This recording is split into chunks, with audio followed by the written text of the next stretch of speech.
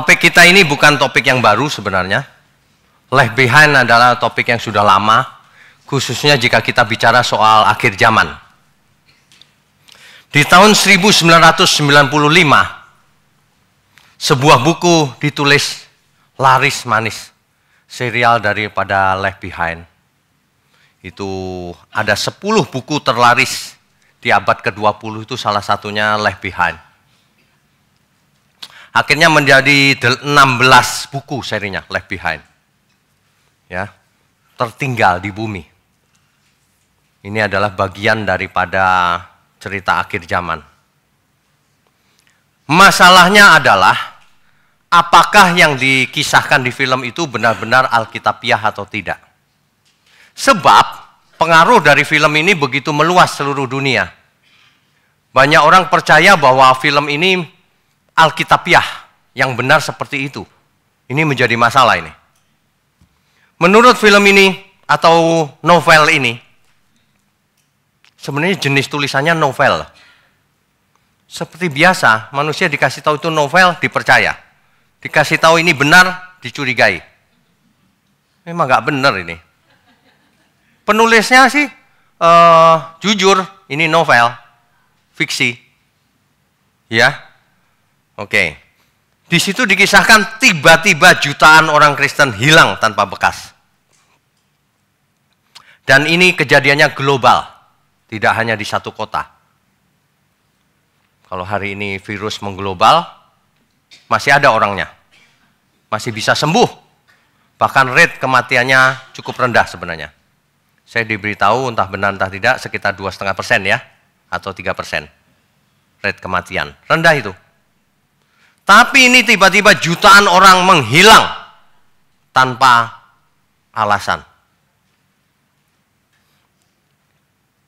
Pesawat-pesawat tiba-tiba tabrakan. Kenapa? Pilotnya menghilang, tinggal pakaiannya tok. Kan ini aneh loh ini. Ini aneh kan? Loh kok tinggal pakaiannya, kemana orangnya? Apa pakaiannya dicopot terus orangnya lari gitu atau gimana nih? Waduh, semua orang tidak mengerti. Dunia kacau balau. Lalu lintas tabrakan semua karena orangnya hilang.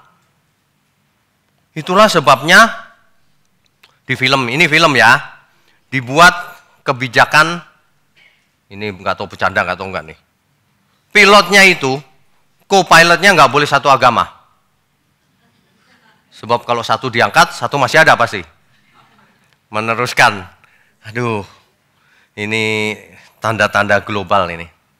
Nah, lalu setelah itu pengangkatan kan? Dalam bahasa teknisnya rapture, pengangkatan. Lalu ceritanya antikris muncul, berkuasa. Dan kemudian masa aniaya. Dunia masuk ke masa aniaya 7 tahun katanya. Lalu antikris akan memaksakan setiap manusia harus dipasang tanda binatang itu. Bentuknya chip, biochip. Waduh. Tentang chip ini kita sudah bahas ya. Bapak Ibu yang belum pernah mendengar tentang kebenarannya, tentang chip dan 666 bisa lihat di YouTube. Itu bukan chip. Itu salah itu pengertian itu. Chip tidak ada bahayanya kalau chip. Ya, banyak orang sayangnya film ini dipercaya sebagai kebenaran oleh banyak pihak. Menurut film ini, rapture, pengangkatan itu adalah kedatangan Tuhan Yesus yang kedua kali. Tapi datangnya diam-diam. Karena Tuhan Yesus tidak muncul kan? Orang-orang percaya diangkat. Begitu ceritanya. Kemudian mereka yang tertinggal di bumi masih memiliki kesempatan untuk selamat. Menurut film ini. Menurut serial novel ini. Mereka harus bertahan sampai kesudahnya. Katanya begitu. Orang percaya jadi diangkat tidak masuk ke masa aniaya antikris. Ini yang dipercaya banyak orang sampai hari ini. Kebanyakan ya. Nggak semua orang juga sih. Ya. Nah. Inilah yang kita mau review. Kita sudah bahas di seminar kita yang berjudul End of the World. Itu ada 2 sesi 1 dan sesi 2. Kita akan review sebentar bahwa di dunia ini ada beberapa teori tentang akhir zaman. Kita akan bahas yang pertama adalah premillennialism. Ini artinya itu sebelum masa milenia, sebelum masa kerajaan 1000 tahun. Jadi kedatangan Tuhan sebelum masa 1000 tahun. Itu adalah kelompok pertama. Jadi kalau kita gambar masa 1000 tahun ini di sini misalnya, maka kedatangan Tuhan menurut premillennialism itu sebelum kerajaan 1000 tahun. Namanya juga pre kan? Ya. Nah, yang kedua, post-millennialism. Post itu kedatangan Tuhan setelah kerajaan 1000 tahun.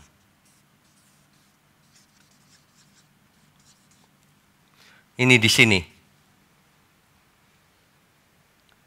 Jadi ada berbagai pandangan, ya. Yang ketiga namanya millennialism. Kerajaan 1000 tahun itu tidak ada. Secara fisik tidak ada. Yang ada adalah secara simbolik. Secara simbolik. Jadi kerajaan 1000 tahun menurut amillennialism adalah ketika Tuhan menang di kayu salib, maka kerajaan Allah sudah datang.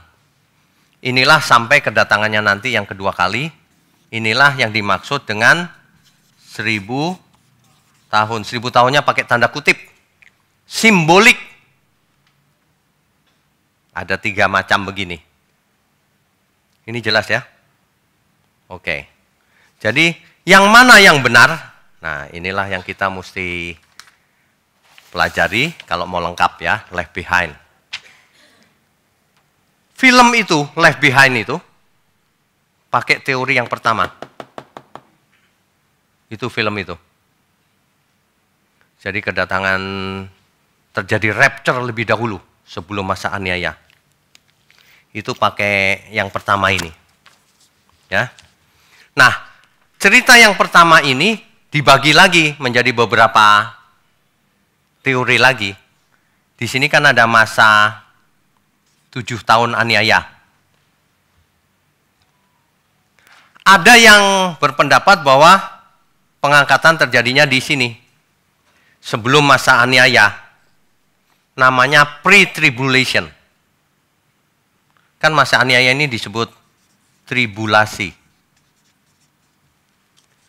Pengangkatan gereja Tuhan terjadi sebelum masa tribulasi, sebelum masa aniaya. Disebut pre-tribulation. Jadi rapture-nya terjadi di sini. Teori kedua, rapture-nya terjadi di tengah-tengah. Di tengah-tengah 7 tahun. Jadi orang percaya sempat dianiaya antikris.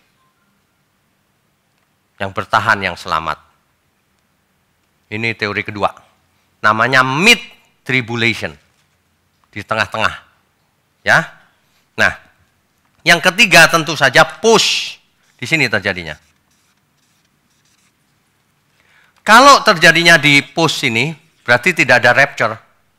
Kenapa? Karena Tuhan langsung datang di sini. Menggelar kerajaan 1000 tahun. Ini teorinya. Jelas ya?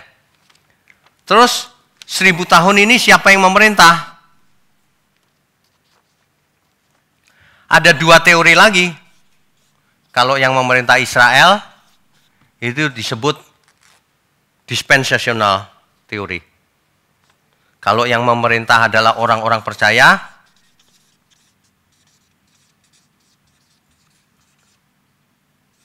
disebut historik. Ini teorinya agak ruwet ya. Nggak apa-apa ya, tapi ini yang paling lengkap nih. Bapak Ibu kalau dengar ini sudah paling lengkap nih. Nah, serinya Left Behind itu di sini sebelum tribulasi. Rupanya penulisnya Left Behind percaya bahwa kedatangan Tuhan adalah pre-millennialism yang pre-tribulation. Jelas ya? Nah, begitu. Jadi orang percaya tidak ikut dianiaya.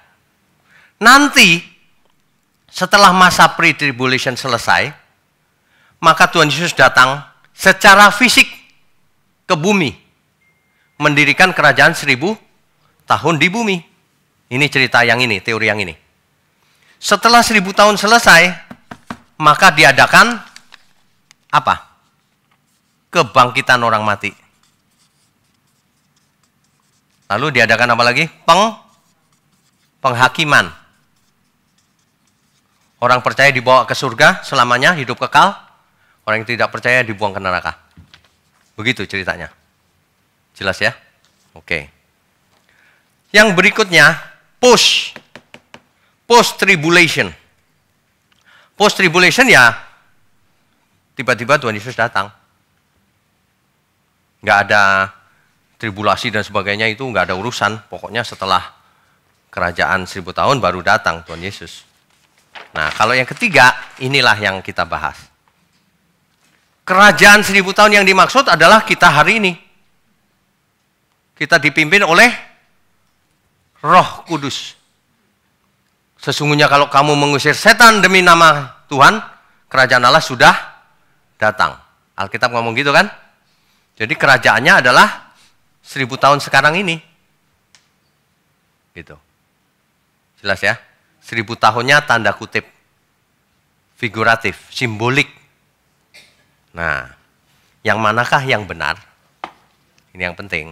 Makanya jangan belajar itu jangan sama novel atau film. Belajar itu sama Alkitab. Ada amin? Banyak orang lihat film diaminkan. Yohanes 18 ayat 36. Yohanes 18 ayat 36. Jawab Yesus, kerajaanku bukan dari dunia ini. Jika kerajaanku dari dunia ini, pasti hamba-hambaku telah melawan, supaya aku jangan diserahkan kepada orang Yahudi. Akan tetapi kerajaanku bukan dari sini. Tuhan loh yang ngomong. Mungkin nggak Tuhan bikin kerajaan di bumi? Untuk apa? Ya? Ini jelas loh kalimatnya, eksplisit. Masa Tuhan ngomong gini lalu Tuhan bikin kerajaan di bumi 1000 tahun? Nggak cocok kan? Oke. Satu lagi. Yohanes 14 ayat 2. Di rumah Bapakku banyak tempat tinggal. Jika tidak demikian tentu aku mengatakannya kepadamu. Sebab aku pergi ke situ untuk menyediakan tempat bagimu. Rumah Bapa itu di mana adanya?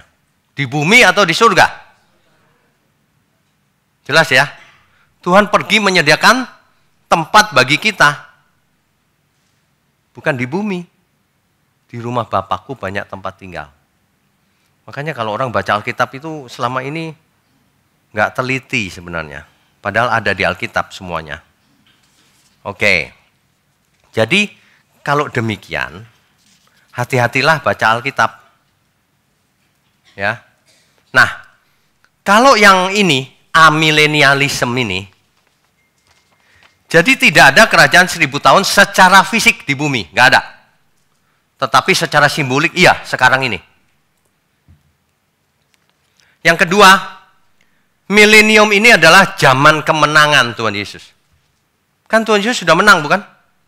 Segala kuasa di bumi dan di langit ada di tangan Tuhan. Inilah yang dimaksud kerajaan milenia. Sekarang ini, sampai nanti Tuhan Yesus datang. Sejak salib. Itu maksudnya. Nah, nanti ketika Tuhan Yesus datang kedua kali ini, secara fisik, ingat. Secara fisik datang. Ini secara fisik. Second coming. Tapi bukan bikin kerajaan di bumi. Second coming untuk apa? Judgment Day.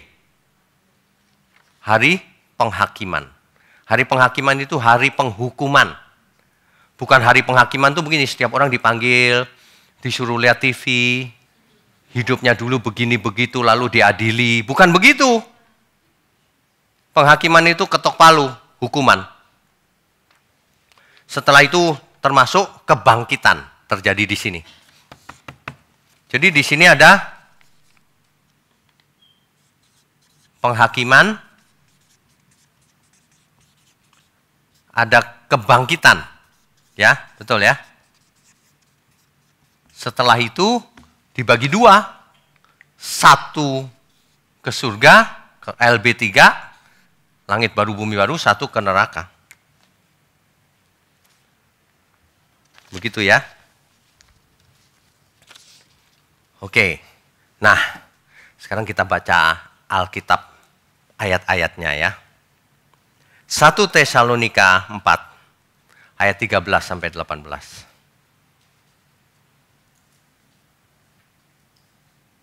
1 Tesalonika 4 ayat 13 sampai 18. Selanjutnya kami tidak tahu, saudara-saudara, bahwa kamu tidak mengetahui tentang mereka yang meninggal, supaya kamu jangan berduka cita seperti orang-orang lain yang tidak mempunyai pengharapan. Jangan sampai seperti orang yang nggak punya harapan karena nggak mengerti mati kemana dan sebagainya. Nah, ayat ini, ayat 14.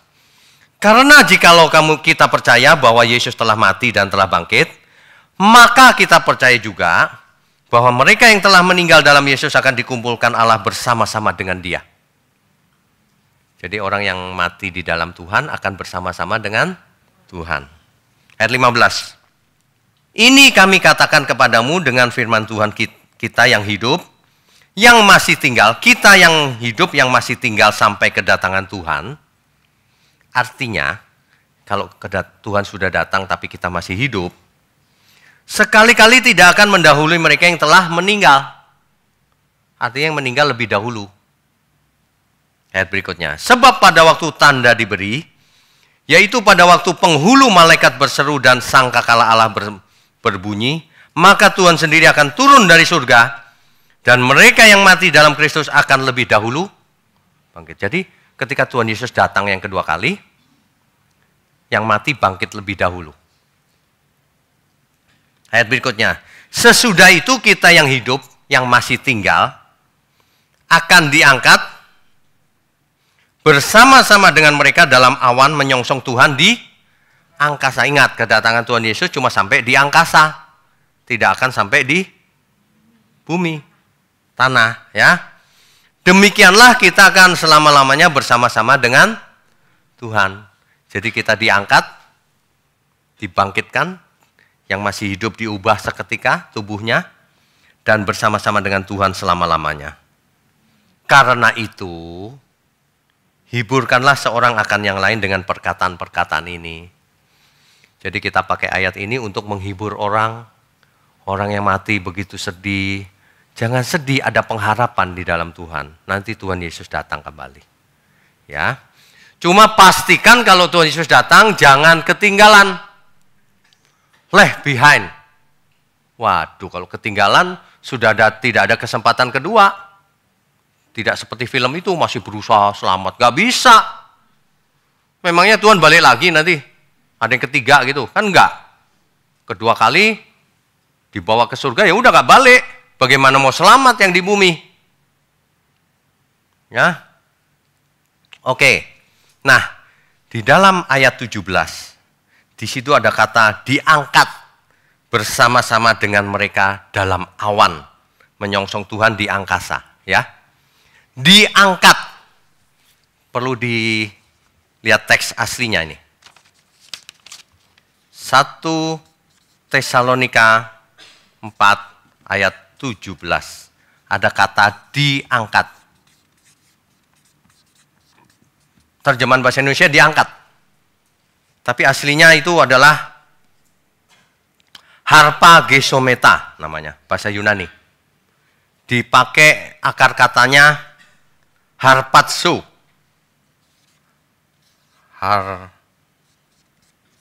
Harpatsu. Ini bacanya harpatsu. Bacanya harpazo. Artinya, to take away, taken away, diambil. Diambil, bukan diangkat, diambil. Ya, atau to steal, dicuri. Jadi orang-orang percaya dicuri sama Tuhan. Bukan dicuri dalam arti negatif, maksudnya diambil. Yang lain lagi to seize, direbut. Artinya konotasinya adalah terjadinya tiba-tiba, Bu, bukan slow motion. Pelan-pelan naik gitu, enggak. Direbut, set gitu. Kejadiannya sangat cepat. Ya. Diambil kemana? Ada orang yang mengartikan ayat ini bukan diangkat.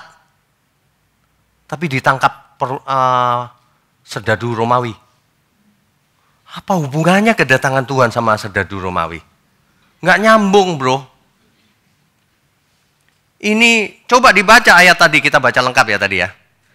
Lalu bersama-sama Tuhan di awan. Artinya diangkat apa bukan? Diangkat. Meskipun tidak pakai kata diangkat. Itu sebabnya LAI menerjemahkan diangkat. Benar. Karena diangkat ke awan. Direbut oleh Tuhan. Diambil. Tuhan. Dibawa. Begitu ceritanya. Jelas ya. Dipakai kata harpazo. Secara konteks itu memang diangkat. Enggak pakai kata analambano, Pak. Analambano itu diangkat. Konteksnya kita mesti mengerti. Diambil tiba-tiba kemana? Ke awan-awan menyongsong Tuhan. Lalu dibawa selama-lamanya bersama Tuhan. Awan di mana? Di samping apa? Di bawah apa di atas? Di atas ya, oke. Nah, jadi sebenarnya seperti di Kisah Para Rasul 1 ayat 11. Coba kita baca. Kisah 1 ayat 11. Ini kejadiannya adalah persis seperti Tuhan Yesus waktu diangkat. Waktu terangkat. Ketika Tuhan Yesus terangkat ke surga, para murid menatap ke langit. Ya kan? Tiba-tiba ada 2 orang berpakaian putih dekat mereka. Itu malaikat pasti ya. Nah, ayat ini, ayat 11-nya. Dan berkata kepada mereka, ini malaikat tadi. Hai orang-orang Galilea, mengapakah kamu berdiri melihat ke langit? Yesus ini yang terangkat ke surga, meninggalkan kamu, akan datang kembali dengan cara yang sama seperti kamu melihat dia naik ke surga. Naik ya, kata yang dipakai sama, harpazo. Jadi naik itu naik ke atas memang. Ke langit, ke surga. Ya. Banyak orang tidak percaya. Kan biasa, teolog itu kan kalau ngomong cari alasan ini itu gitu ya. Mereka nggak percaya bahwa manusia diangkat bersama Tuhan di awan lalu dibawa ke surga. Mereka nggak percaya bahwa pengangkatan ini fisik. Saya cuma mau nanya begini. Apakah ayat ini harafiah atau simbolik? Harafiah. Masa Tuhan datang simbolik? Harafiah. Kita harus bisa membedakan mana yang harafiah, mana yang Kesalahan dalam membedakan ini menyebabkan kekacauan pengertian. Dan itu banyak terjadi di luar sana. Kacau. Mereka memikirkan kedatangan Tuhan itu simbolik katanya. Jadi surga itu ya bumi ini. Akhirnya begitu kesimpulannya. Coba, simbolik. Kedatangan Tuhan kok simbolik? Itu literal. Harafiah, fisik. Sebab semua orang melihat naiknya. Dan malaikat berkata, kamu akan lihat lagi turunnya. Sama persis. Dilihat secara fisik oleh mata.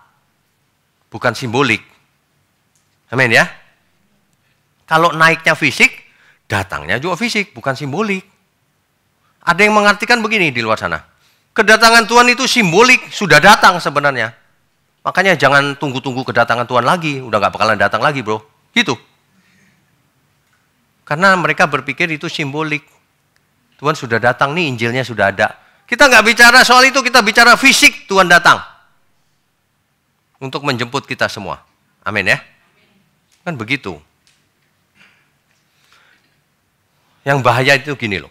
Ketika seseorang berpikir bahwa kedatangan Tuhan itu simbolik, maka itu akan mempengaruhi semua cerita di Alkitab, salah semua dia jadinya. Artinya manusia mati di bumi terus bagaimana? Terus gak ada lanjutannya, surga. Atau bagaimana? Kebangkitan terjadinya di mana? Simbolik juga kebangkitannya. Nah, ini mesti dipikir baik-baik. Ya, sesungguhnya itu adalah bukan simbolik. Kebangkitan orang mati itu bukan simbolik. Coba kita baca Roma 8 ayat 11. Dan jika roh dia yang telah membangkitkan Yesus dari antara orang mati diam di dalam kamu, jadi roh yang membangkitkan Tuhan Yesus diam di dalam kita. Roh apa itu? Roh Kudus.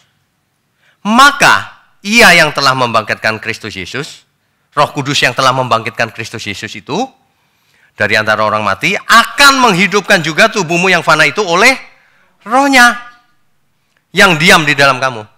Jadi kita semua akan mengalami kebangkitan yang sama persis dengan yang dialami Tuhan Yesus secara fisik. Ada amin nggak ini? Ini Alkitab ngomong begini loh. Orang nggak teliti bacanya, ya. Coba sekali lagi baca 1 Korintus 15 ayat 20. Tetapi yang benar ialah, yang benar nih, bahwa Kristus telah dibangkitkan dari antara orang mati sebagai yang sulung dari orang-orang yang telah meninggal. Apa artinya sebagai yang sulung? Yang pertama bangkit. Yang pertama bangkit dan tidak mati lagi selamanya. Kok di perjanjian lama ada Pak yang bangkit? Ya, tapi mati lagi mereka. Yesus adalah yang sulung, yang bangkit dan tidak pernah mati lagi. Amin ya. Kita nanti menyusul.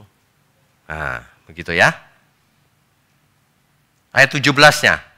Dan jika Kristus tidak dibangkitkan, maka sia-sialah kepercayaan kamu dan kamu masih hidup dalam dosamu.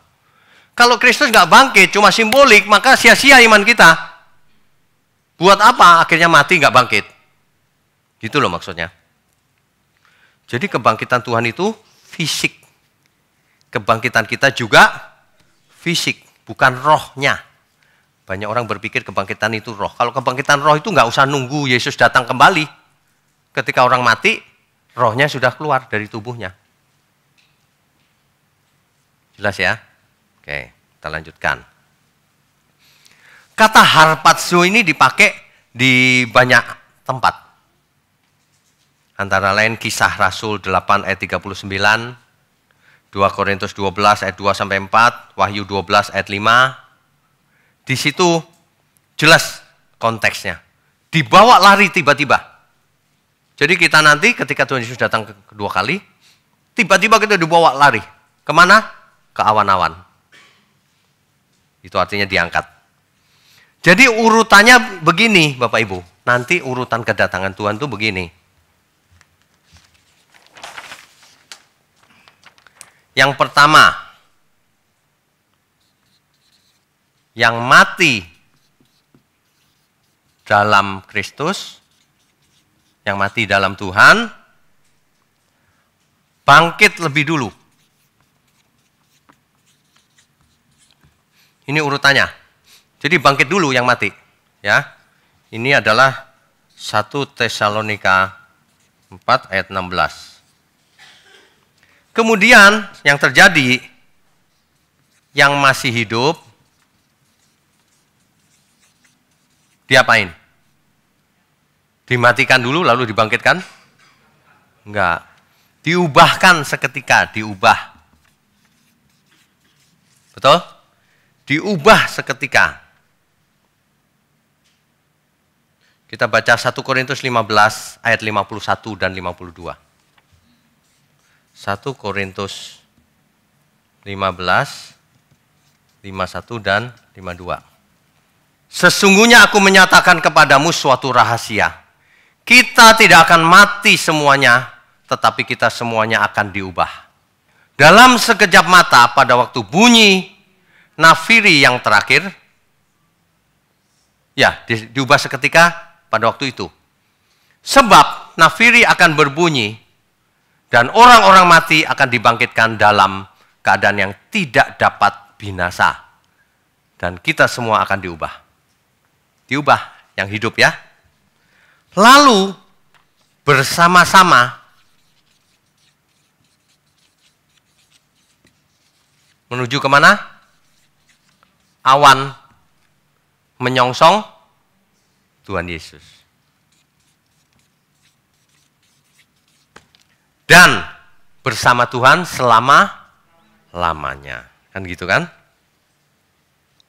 Itu 1 Tesalonika.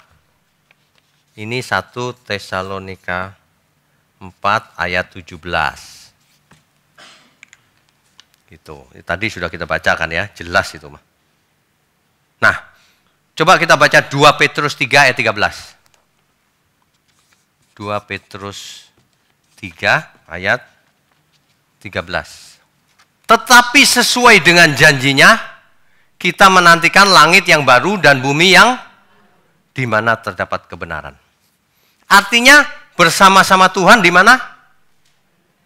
Langit yang baru dan bumi yang baru.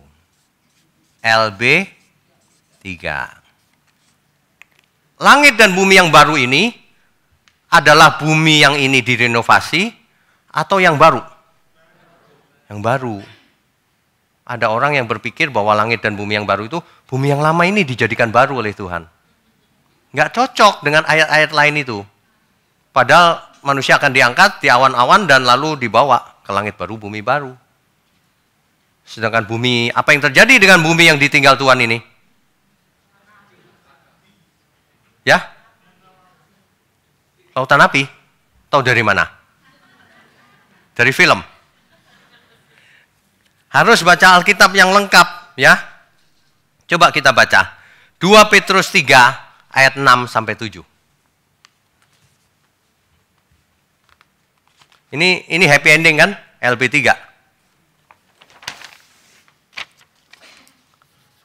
Apa yang terjadi di bumi? Orang-orang yang ketinggalan, yang left behind, berusaha supaya selamat gitu, kayak di film itu. Coba kita baca. 2 Petrus 3.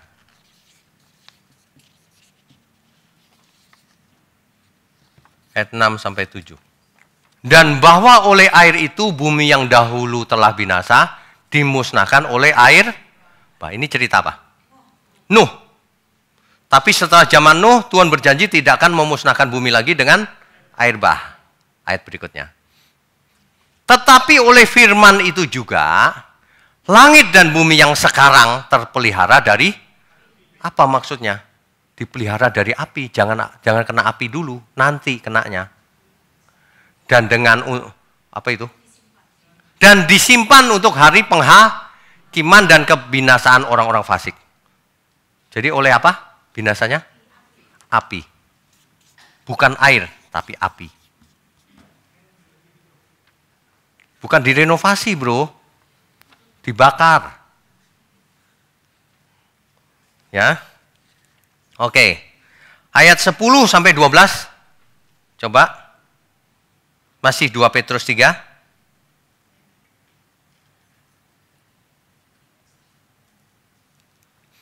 Tetapi hari Tuhan akan tiba seperti pencuri. Maksudnya tidak diketahui jadwalnya kapan. Pada hari itu langit akan lenyap dengan gemuruh yang dahsyat dan unsur-unsur dunia akan hangus dalam nyala api. Yang dibakar bukan bumi saja loh. Udara terbakar semua. Apa yang terjadi itu? Dan bumi dan segala yang ada di atasnya akan hilang, lenyap. Apa yang terjadi? Makanya jangan ketinggalan oleh api. Ayat 10 sampai 12 tuh dibaca, dicatat. Nah, di Wahyu 20 ayat 14, Wahyu 20 ayat 14, inilah yang dimaksud dengan lautan api. Coba kita baca. Wahyu 20 ayat 14. Lalu maut dan kerajaan maut itu dilemparkan ke dalam lautan api. Itulah kematian yang kedua, lautan api. Lautan api. Jadi bumi dan segala isinya dan seluruh, saya nggak tahu sebesar apa tata surya kita atau apa, akan jadi lautan api. Danau api. Limnetopuros. Itu danau api. Ya. Di sini ada istilah lautan api. Apa ini sebenarnya? Disebut kematian kedua. Setiap orang akan mengalami kematian yang pertama, secara fisik maksudnya. Tapi tidak semua orang mengalami kematian kedua, hanya orang-orang durhaka. Orang-orang percaya tidak akan mengalami kematian kedua. Sebab bersama Tuhan selama-lamanya. Nggak mengalami ini. Inilah yang dimaksud neraka. Lautan api. Inilah yang dimaksud Gehenna. Atau neraka. Bapak Ibu jangan salah mengerti ya. Di neraka itu di neraka itu orang-orang tidak percaya disiksa setan ya Pak. Banyak orang yang berpikir begitu. Setan jadi raja di neraka. Lah kok enak dia? Itu setan yang dimasukin situ juga. Bersama semua pengikutnya. Jadi nggak ada raja neraka. Neraka itu kebinasaan di sana. Jelas ya? Jadi jangan takut, di neraka itu ada orang yang ditarik lidahnya Pak, dipotong, numbuh lagi, dipotong lagi, terus gitu. Waduh, yang enggak aja. Neraka itu api. Dan semua setan, roh-roh jahat, dan manusia-manusia durhaka dibuang ke sana. Hari gini cerita neraka Pak. Manusia itu aneh. Diceritain neraka enggak takut. Diceritain virus pada takut semua. Aneh benar. Virus bisa membunuh fisik, tapi dosa bisa membunuh kematian kedua. Ini mengerikan loh ini. Kalau fisik mah semua orang bakal mati.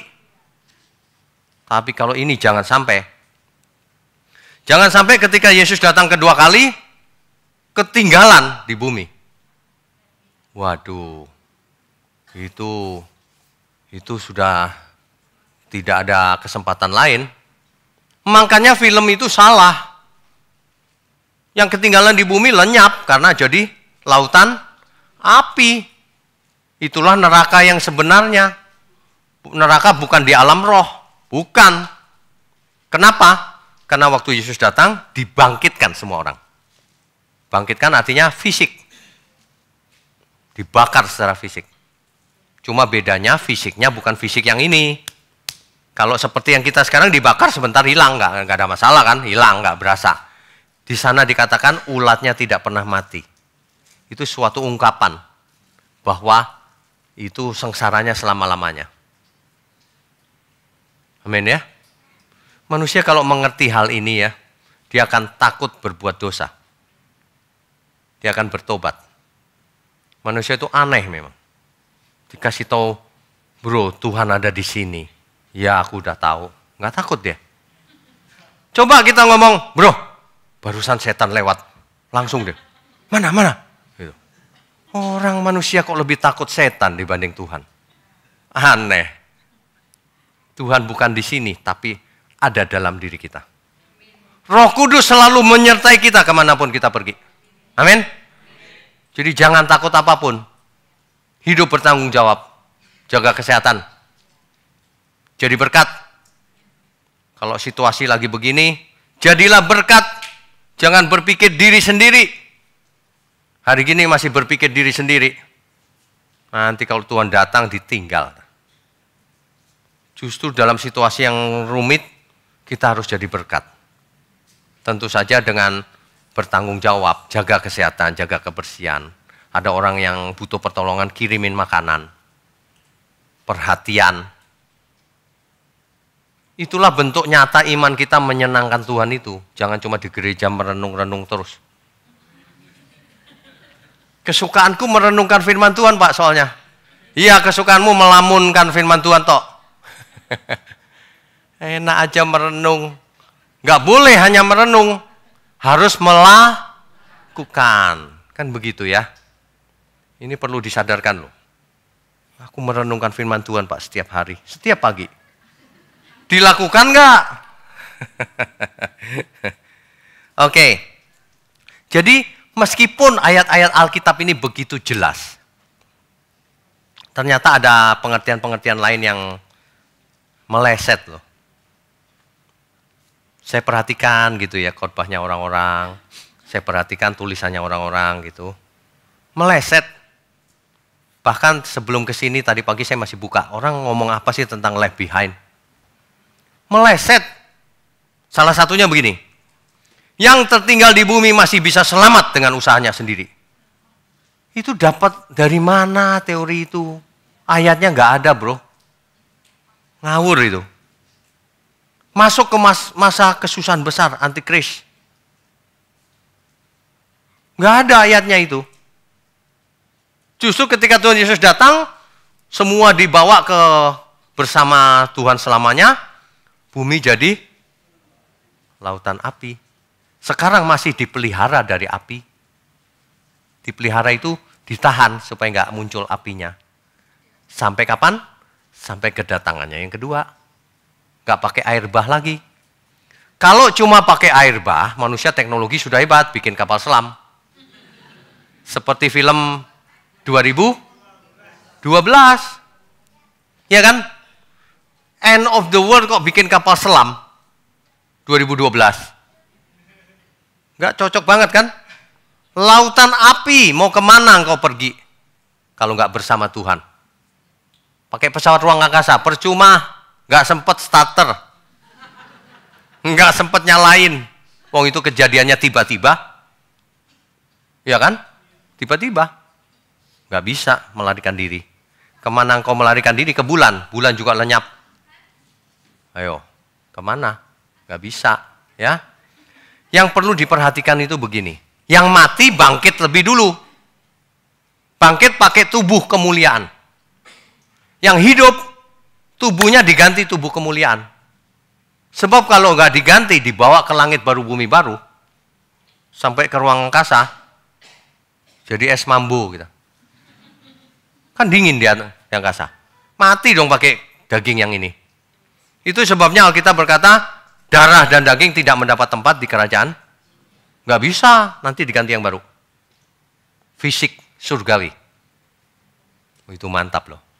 Kalau fisik surgawi kita udah nggak usah ngecat rambut lagi. Kalau fisik surgawi kita udah nggak usah narik-narik pakai benang supaya nggak apa? Biar awet muda. Tarik-tarik pakai benang, putus benangnya ntar. Iya, muda terus. Ya, mantep loh. Kita kalau mengerti hal ini artinya harapan itu ada. Jadi kita hidup pun mantap. Sekarang ini susah pun nggak apa-apa. Susah juga nggak lama kok. Iya nggak? Ayo jadi berkat. Jangan egois. Jangan aneh-aneh. Jangan cari kekuasaan. Jangan cari popularitas. Carilah Tuhan. Amin. Kita beri kemuliaan Tuhan.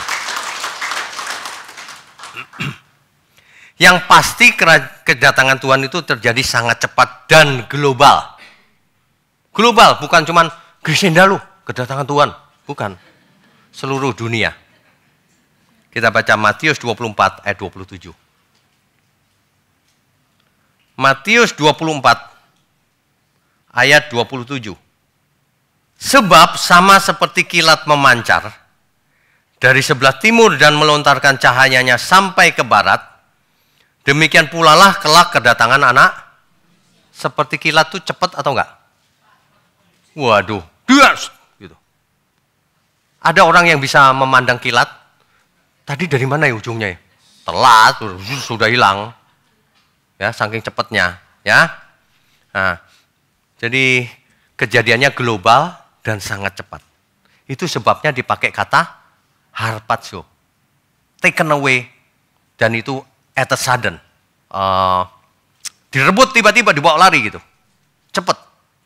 Kalau di film Left Behind jadi sinar. pelan-pelan, ya kan?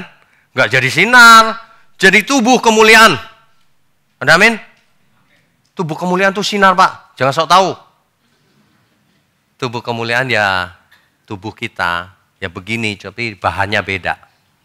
Kualitasnya beda. Yang ini KW. Udah jatuh dalam dosa jadi KW dong. Tadinya nggak KW. Adam dan Hawa itu sempurna loh, hidup kekal. Jatuh dalam dosa jadi KW dia. KW 1. Hari ini KW 2 apa KW 3? Atau KW 10 udah. Tapi Tuhan Yesus mengembalikan semua kepada rancangan mula-mula. Amin ya. Mengembalikan kepada tujuan semula manusia diciptakan. Buat apa kita hidup? Senang-senang cuma sebentar. Kaya raya, hidup egois, itulah orang yang bodoh, kata Alkitab. Ini loh, hidup ini sebenarnya bisa dinikmati bersama Tuhan tapi. Ya, coba latihan mempraktekkan imannya. Kata Tuhan kita harus mengasihi sesama. Coba aja kasih sesama kita, nggak usah jauh-jauh, sekeliling kita dulu. Pasti kita merasakan sesuatu yang berbeda. Arti hidup itu untuk itu. Bukan untuk diri sendiri. Arti hidup itu justru untuk banyak orang. Harus jadi berkat. Ya. Nah, jadi semua orang akan melihat Tuhan Yesus turun. Matius 24 ayat 30. Pada waktu itu akan tampak tanda anak manusia di langit, dan semua bangsa di bumi akan meratap dan mereka akan melihat anak manusia itu datang di atas awan-awan di langit.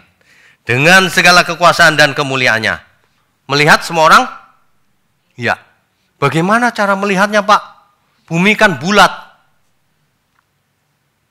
Hari ini kita bisa nggak lihat seseorang bareng seluruh dunia? Kan ada teknologi macam-macam. Kalau langit berubah sebentar gitu pasti diliput tuh pasti. Pasti. Nggak ada masalah ini. Ya? Oke. Yohanes 3 ayat 13. Tidak ada seorang pun yang telah naik ke surga selain daripada Dia yang telah turun dari surga. Siapa itu? Anak manusia. Siapa yang dimaksud? Tuhan Yesus. Tuhan Yesus turun dari surga. Dia naik lagi ke surga. Makanya kita percaya sama Tuhan Yesus. Kalau yang lain ngomongnya gini, kata Tuhan, kalau Tuhan Yesus enggak, aku yang di sana. Aku rajanya. Makanya jangan percaya ada orang cerita surga itu begini. Pernah ke sana? Enggak pernah. Kalau Tuhan Yesus memang turun dari sana. Amin ya. Jadi jelas. Kita itu, kalau belajar itu harus teliti dari Alkitab. Setelah ini Bapak Ibu nggak perlu baca-baca novel lagi. Novel belasan buku dibaca segini panjangnya. Alkitab nggak dibaca. Heran, novel bisa menggantikan Alkitab. Laris manis loh itu, novel itu. Ngetop gitu. Film Hollywood kalau bikin begituan seneng tuh. Karena menghasilkan uang kan. Iya. Tapi nggak sesuai Alkitab. Bukan salah mereka sih. Salah yang nonton. Oh, udah dikasih tahu itu novel, masih dianggap benar. Ya. Sesungguhnya ide rapture ini, seperti yang ada di film itu, dulu nggak ada ceritanya. Di abad mula-mula nggak ada. Itu muncul sejak tahun abad ke-19. Baru ada yang menyampaikan ide rapture ini. Ya. Tapi ada orang yang nggak percaya ada pengangkatan tadi. Lah 1 Tesalonika 4 ayat 16 sampai 17 itu apa kalau bukan pengangkatan? Diambil Pak itu bukan diangkat. Diambil kemana? Dibawa kemana? Ke awan bersama Yesus selamanya. Ayo ngomong apa? Simbolik. Kok simbolik? Semua isi Alkitab simbolik aja kok gitu. Kalau gitu agama kita simbolik, iman kita juga simbolik. Makannya juga simbolik nanti siang ya. Disediakan makan secara simbolik. Jadi pura-pura makan gitu. Makanya jangan punya iman yang sehingga berkatnya bukan simbolik. Mau dikasih berkat simbolik? Aduh. Kita itu mana yang simbol ya kita artikan simbol, mana yang bukan simbol ya jangan diartikan simbolik ya. Oke. Nah, tapi ada yang begini loh. Ada yang percaya begini, Alkitab itu kan nggak akurat Pak, bisa salah gitu. Loh, waduh kurang ajar ini. Ini yang ngomong pendeta loh. Saya lihat di internet, loh kok ngomong begini pendeta? Soal histori tidak akurat katanya. Loh, itu yang ngomong Rasul Paulus katanya, bukan Tuhan. Loh, kalau ada orang yang berpikir seperti itu, berarti dia nggak percaya Alkitab. Sebab seluruh Alkitab adalah tulisan orang-orang yang dipercayai Tuhan untuk menuliskan, yang diilhami oleh Roh Kudus. Alkitab tidak bisa salah. Ada amin nggak? Sok tahu. Nyala-nyalain tapi kalau ditanya nggak bisa jawab dia. Ya, oke. Jadi kedatangan Tuhan itu bukan simbolik, tapi literal. Ya, kalau itu literal, sebenarnya ya semua yang dikatakan Alkitab itu sebagian besar itu literal, fisik. Manusia diciptakan dari debu tanah, lalu dihembus roh Allah. Jadilah manusia. Manusianya simbolik apa fisik? Nah ini kita fisik nih. Tuhan datang secara simbolik atau fisik? Ya fisik, karena kitanya fisik, yang ditebus fisik, ya Tuhan juga fisik. Kalau Tuhan datang secara fisik, dia naik ke secara fisik, maka dia kembali juga secara fisik. Kalau kebangkitan orang percaya itu fisik, maka surga itu fisik, bukan roh. Ini banyak orang nggak mengerti ini. Kalau surga itu roh, ya Tuhan nggak perlu kebangkitan. Kalau kebangkitan roh, bukan kebangkitan namanya. Orang sudah jelas dikasih tubuh. Kebangkit itu artinya hidup kembali. Cuma bedanya bukan dengan tubuh yang lama, dikasih tubuh yang baru. Makanya surga itu fisik. Kalau orang nggak percaya, dia nggak bisa menjelaskan bagaimana nanti penghakiman, lalu bagaimana gitu. Karena waktu penghakiman datang, Tuhan Yesus datang, yang mati lebih dahulu bangkit. Apanya yang bangkit? Ya semuanya hidup lagi. Tapi dengan tubuh kemuliaan. Yang hidup diganti tubuhnya, diubah. Pakai tubuh kemuliaan, fisik. Coba kalau surganya roh, dimatiin lagi sama Tuhan. Terus rohnya yang ke surga. Gak ada cerita begituan. Jangan jadi orang Kristen seperti orang Saduki. Di zaman Yesus ada orang Saduki, ada Farisi, ada Eseni dan sebagainya. Saduki tidak percaya kebangkitan. Tapi orang Farisi percaya ada kebangkitan. Orang Kristen sekarang banyak yang nggak percaya bahwa kebangkitan itu fisik. Percayanya kebangkitan itu roh. Kalau kebangkitan itu roh, maka orang begitu mati rohnya sudah bangkit. Betul nggak? Kalau kebangkitan itu roh, ngapain Tuhan Yesus datang? Bikin kebangkitan apa itu? Kalau kebangkitan roh, Yesus kok naiknya secara fisik? Nanti datangnya juga secara fisik. Amin ya. Ini sudah salah kaprah selama ini cara berpikirnya sehingga salah ngerti. Campur aduk. Ketika manusia mati, rohnya ke Firdaus kalau orang percaya. Nah, barulah yang disebut Firdaus itu dunia roh, bukan fisik. Karena belum dibangkitkan kan. Ketika orang tidak percaya mati, dia masuk ke alam maut. Hades. Alam maut atau Hades. Di zaman perjanjian lama namanya Sheol. Di perjanjian baru disebut alam maut. Dunia orang mati. Hades dalam teks aslinya. Ya kan? Itu belum neraka loh itu. Itu masih dunia roh. Ketika Yesus datang kembali kedua kali, dibangkitkan.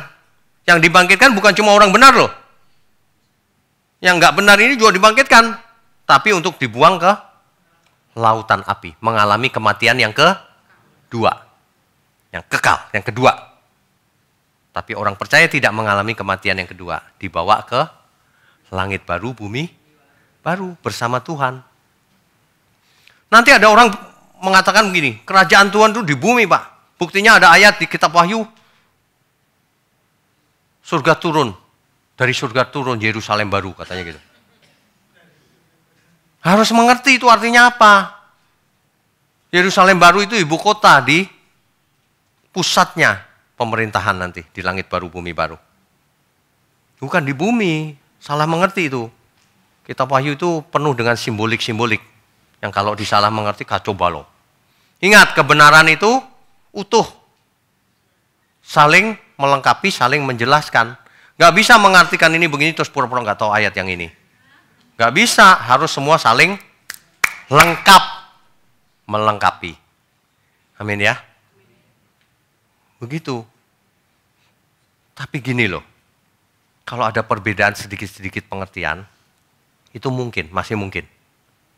Tapi yang paling penting adalah pastikan kita tidak ketinggalan. Berteori canggih-canggih tapi ketinggalan. Buat apa? Makanya mestinya kita ketakutan. Selama hidup di bumi ini, takut berbuat dosa maksudnya. Virus gak takut, apapun gak takut. Jaga kesehatan aja cukup. Iya kan? Jangan aneh-aneh juga. Virus dilawan Pak, pakai ini. Air yang didoakan, yang enggak gitu. Enggak usah deh, enggak usah aneh-aneh. Jaga aja kesehatan. Nanti juga saatnya akan hilang semua virus itu, ya. Pastikan kita tidak ketinggalan. Bagaimana supaya tidak ketinggalan? Hiduplah menyenangkan Tuhan. Dalam segala hal, dimanapun, kapanpun. Amin.